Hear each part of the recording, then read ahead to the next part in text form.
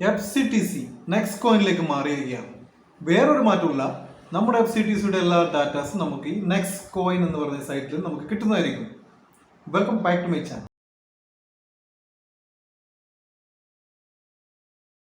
മച്ചാന്മാരെ, ഞാൻ ഇന്ന് വന്നിരിക്കുന്നത് മറ്റൊന്നുമല്ല, നമ്മുടെ FCTC നെക്സ്റ്റ് കോയിനിലേക്ക് മാറിയിരിക്കുകയാണ്.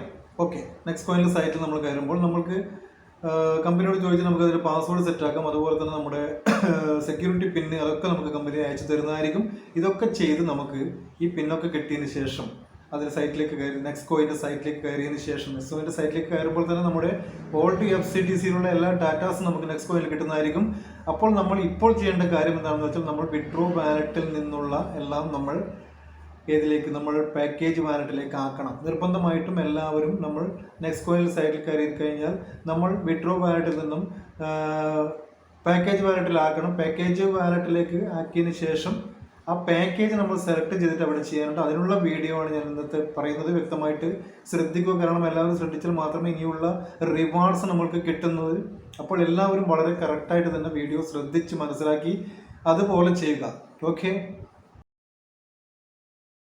മാറിയവരും എല്ലാവർക്കും അറിയാം, FCTCയുടെ പാസ്വേഡ് മിക്കവാറും ആൾക്കാർക്ക് കിട്ടിയിട്ടുണ്ടാകും. ഇപ്പോൾ അങ്ങനെ FCTCയിലേക്ക് കയറുമ്പോൾ നമ്മുടെ നെക്സ്റ്റ് കോയിനിലേക്ക് കയറുമ്പോൾ നമ്മുടെ പഴയ FCTCയുടെ ഡാറ്റാസൊക്കെ നമുക്ക് ഇതിലേക്ക് വരുന്നതായിരിക്കും, റിസ്റ്റോർ ചെയ്ത് വരുന്നതായിരിക്കും.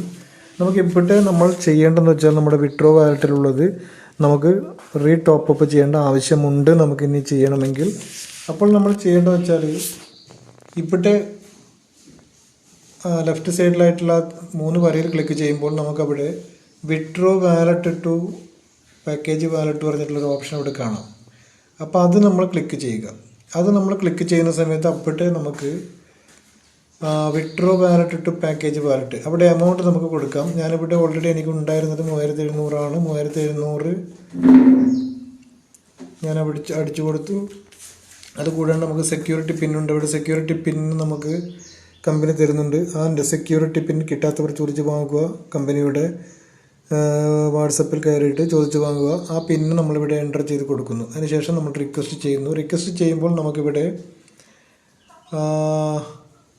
ഡാഷ്ബോർഡ് എടുത്ത് നോക്കാം. ഡാഷ്ബോർഡിൽ എൻ്റെ ഇവിടെ ഞാൻ ഓൾറെഡി ചെയ്തതാണ്, അത് കാണിക്കാൻ വേണ്ടിയിട്ട് മാത്രമാണ് ഇപ്പോൾ ചെയ്യുന്നത്. ഇവിടെ 3700 നെക്സ് പാക്കേജ് വാലറ്റിൽ ഇവിടെയുണ്ട്.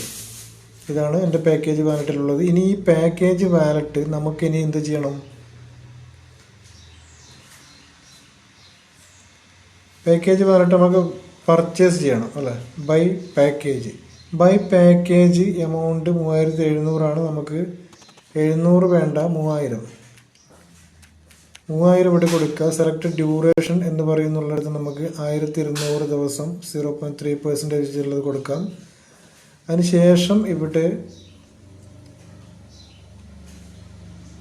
ബാലൻസ് കാണിക്കുന്നത് 3700. റൈറ്റ് സൈഡിലായിട്ട് ബാലൻസ് ഇവിടെ കാണിക്കുന്നുണ്ട്. നമുക്കിവിടെ സ്റ്റേക്കിന് 3000 ആണ്. ഓക്കെ, അവിടെ സബ്മിറ്റ് എന്ന് പറയുന്നുള്ള ഓപ്ഷൻ ഉണ്ട്. ആ സബ്മിറ്റ് നമ്മൾ ക്ലിക്ക് ചെയ്യുന്നു.